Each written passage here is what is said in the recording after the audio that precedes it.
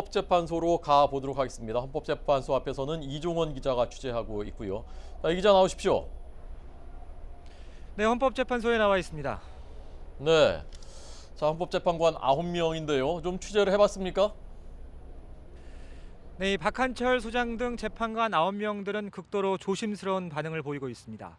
출근길에 기자들의 질문이 이어졌지만 아무런 언급 없이 집무실로 향했습니다. 이뿐 아니라 재판관들은 현재 기자들을 포함한 외부인과의 대면은 물론 이 전화 통화조차도 사실상 차단한 상태입니다.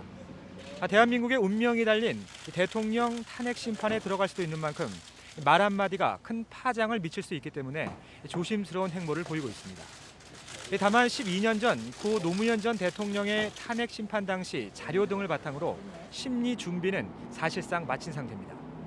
재판관들은 잠시 후 국회 본회의 표결 모습도 집무실에서 생중계되는 TV를 통해 지켜볼 예정인 것으로 전해졌습니다. 만약에 오늘 탄핵소추안이 가결되면은 어떻게 되는 겁니까? 언제부터 헌법재판소가 심리를 하게 되는 겁니까? 네, 정확히 표현하면 탄핵소추 의결서가 헌법재판소에 도착하는 대로 이 심판 절차가 시작됩니다. 이후 접수 번호가 부여되고 곧 배당에 들어가는데요. 법원의 재판부 배당처럼 전산 추첨을 통해 주심 재판관을 누가 맡을지 가려집니다.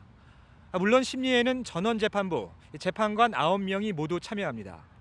현재의 모든 심판은 헌법재판소법에 근거해서 진행되는데요. 다만 세부적인 절차가 모두 규정돼 있질 않아서 탄핵 심판은 형사소송법을 준용합니다. 이 때문에 탄핵 심판이 형사재판과 비슷한 방식으로 진행된다고 생각하면 이해가 쉽습니다.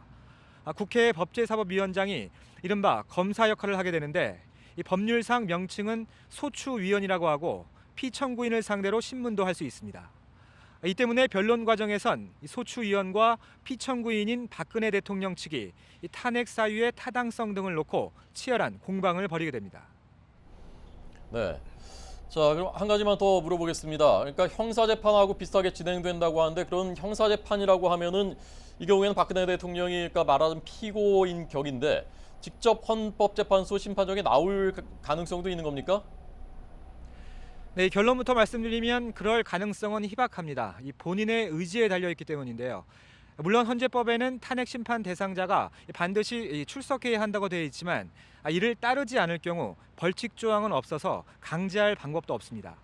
변론뿐 아니라 선고 때도 마찬가지인데 노무현 전 대통령도 탄핵 심판 당시 직접 출석하지 않고 변호인단이 입장을 대리했습니다.